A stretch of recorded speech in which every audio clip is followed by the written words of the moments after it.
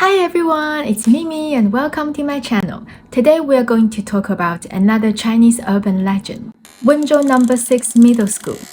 This is the ghostly event that occurred at Wenzhou No.6 Middle School in 1992. About a group of deceased students and teachers returning to their classroom for lessons. So, what is the truth behind it? The story begins with the school's autumn field trip. A place called Shimen Cave in Qingtian. Shimen Cave is located on the northern part of the Ojiang River in Qingtian County and is a provincially recognized scenic spot. In the past, Liu Bowen, a famous scholar from the Ming Dynasty, lived there. So on the way there, the students were very excited. The one-day trip to Shimen Cave went really smoothly, with the students enjoying themselves, taking photos, and making memories in groups. But on their return trip, something strange began to happen. After finished the field trip, 46 students and one teacher boarded on the school bus. Everyone took their seats. The earlier excitement and joy faded, and they all leaned back in their seats looking tired. The driver was a middle-aged man with 20 years driving experience. He skillfully handled the steering wheel, pressed the gas pedal, and kept his eye firmly on the road ahead. Just halfway through the journey, the driver's expression suddenly turned unusual green, and his hands was no longer under his control, began to frantically spin the steering wheel. Moments later, the bus swerved sharply to the right and sped towards the guardrail. The intense momentum caused the students' bodies to lurch backwards, and they screamed at the driver.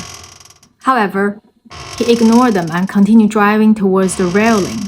The bus eventually flew into the air and plunged into the icy water of Ojiang River. About half an hour later, a driver passing by the area noticed dozens of bodies floating on the river's surface. Horrified, he rushed to a nearby location with a landline to call the police. A rescue team soon arrived at the scene of the accident. When they arrived, the situation at the scene had everyone on edge. The once vibrant young boys and girls had now become cold, lifeless bodies. The rescue team immediately began the recovery operation, and one by one, the bodies were placed on the riverbank. After the recovery operation ended, only one girl survived. After the bus fell into the water, she saw chaos among her classmates. Some were kicking the windows in panic, while others stayed in place, crying loudly. In the panic, she spotted an emergency hammer and smashed the window, desperately swimming out through the broken glass. The reason she was able to escape was because she was very good at water. However, even with her abilities, as she swung upwards, she felt something tugging at her calf. At first, she thought it was a classmate trying to grab her for help, so she looked down. It wasn't a human hand at all. It was a blurry, white figure. When she broke up, she was already lying in the hospital. The girl's family moved to a new place. However, this incident didn't end there. Instead, even more eerie events began to unfold. One night, the gatekeeper, Uncle Zhang, is on his night shift. Noticing that the light in the classroom on the 5th floor, where the deceased students and teachers used to study, was still on. Although the light was dim, Uncle Zhang was certain he hadn't missed it. He began to suspect there might be an issue with the main power switch, so he went to the control room to reset it again. But strangely, the classroom light remained lit. This peculiar situation piqued his curiosity, so he grabbed a flashlight and headed up to the 5th floor to investigate. After passing through a corridor, he reached the classroom door and crouching down at the small window to observe. What he saw chills down his spine. The classroom was filled with students, all those who died in the accident. Some were flipping through textbooks, emotionless. Others were whispering. At the front of the room stood the deceased teacher, passionately lecturing the students below. Even more bizarre was that the students appeared to be drenched, with some of their clothes dripping water. This sight terrified Uncle Zhang so much that he collapsed on the spot.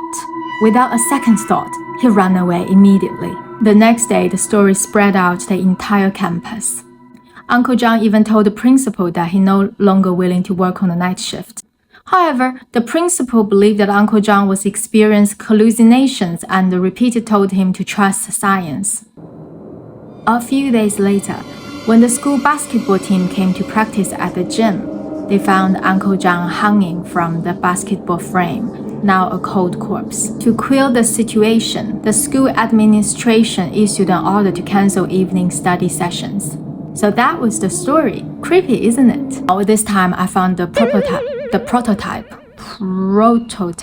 prototype of this event. An incident on the 3rd April 1992. The cause of the accident was due to one of the van drivers driving without a license and being overloaded. The driver, Sun's van was packed with 23 girls, so at that time boys and girls had to sit separately. From class 10 of the second year, along with a teacher, Sun's wife, the driver's wife, and their 6-year-old son, making a total of 27 people in the vehicle, so that was about 9 people over the legal limit. Due to an inefficient seating, Sun's wife held the child in front of the passenger seat, while several students had no choice but to squeeze onto the engine cover next to the driver. At 5:15 p.m., when the vehicle reached the section of the 330 National Road near the Meiyao Military Ferry in Yongjiang County, a large truck was coming from the opposite direction. In order to avoid, Sun, the driver, adjusted the steering wheel to the right.